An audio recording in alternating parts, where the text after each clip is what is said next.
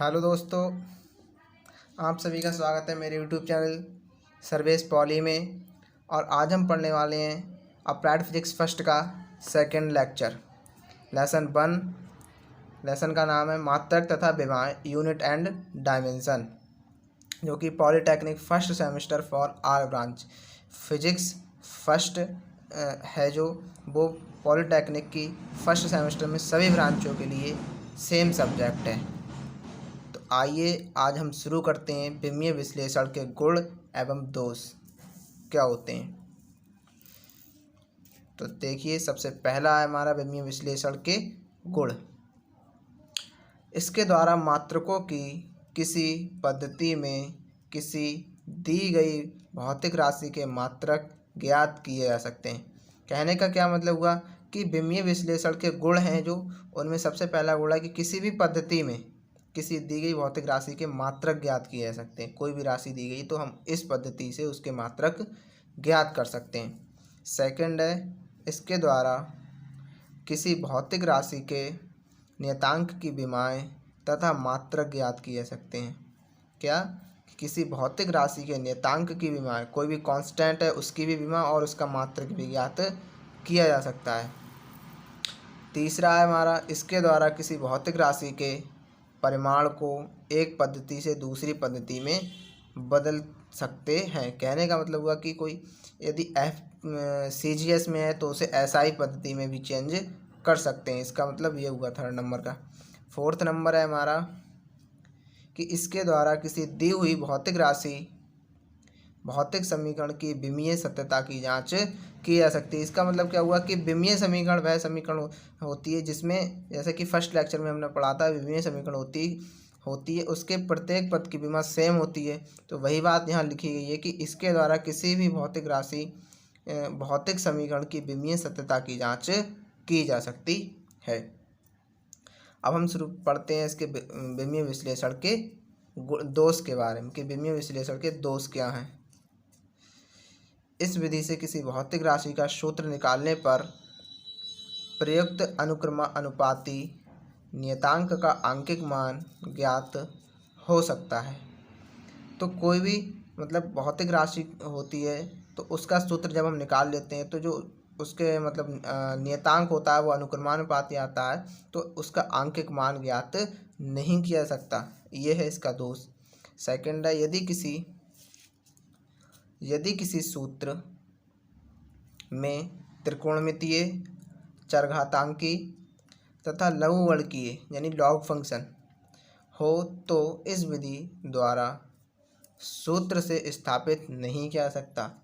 कहने का मतलब हुआ कि किसी भी इक्वेशन में यदि त्रिकोणमिति फलन है, चरघातांकी फलन है, लघुगणकीय फलन है, तो इस विधि से उसको स्थापित नहीं किया जा सकता। यह है इसके दोष। अब आगे देखते हैं हम। एक और है हमारा थर्ड नंबर। देखते हैं थर्ड नंबर क्या कहता है कि विमाएं ज्ञात होने पर भी भौतिक राशि निश्चित नहीं हो सकती है, क्योंकि विभिन्न राशियों की विमाएं समान हो सकती हैं। इसका मतलब क्या हुआ कि विभिन्न विमाएं ज्ञात होने पर भी भौतिक राशि निश्चित नहीं हो सकती। किसी भी इक्वेशन की यदि हमें भौतिक विमाएं ज्ञात हैं तब भी हम उसको ये निश्चित नहीं कर सकते कि ये भौतिक राशि है या नहीं है। तो ये हो गए हमारे विमीय विश्लेषण के दोष। अब अगला है, हम पढ़ते हैं कि विमा के एक रूपता का सिद्धांत। ये बहुत ही इंपॉर्टेंट है, लगभग बार बार पेपर में पूछा जाता है कि विमा के एक रूपता का सिद्धांत को मतलब विमा के एक रूपता सिद्धांत को समझाइए। तो देखिए, शुरू करते हैं हम। किसी भौतिक राशि के सूत्र में दोनों ओर की विमाएं एक समान होनी चाहिए। यदि किसी समीकरण में अनेक पद हैं तो प्रत्येक जुड़ने वाले तथा घटने वाले पदों की विमाएं भी एक समान होनी चाहिए। यही विमा का एक रूपता का सिद्धांत कहलाता है। एक रूपता का सिद्धांत क्या कहलाता है कि यदि कोई भी इक्वेशन है तो उसमें प्रत्येक जुड़ने वाले और घटने वाले जो भी पद हैं उन सभी पदों की विमाएं कैसी होनी चाहिए? समान होनी चाहिए।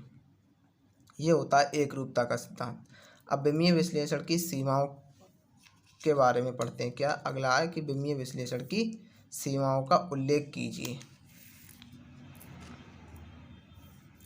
देखिए, विमीय विश्लेषण की सीमाएं निम्न प्रकार हैं। सबसे पहली है कि परस्पर संबंधित राशियों के बीच संबंध व्युत्पन्न करने के लिए विमीय विश्लेषण काफ़ी उपयोगी हैं। तथापि सूत्रों में आए विमाहीन स्थिरांकों के मान इस विधि द्वारा ज्ञात नहीं किए जा सकते हैं।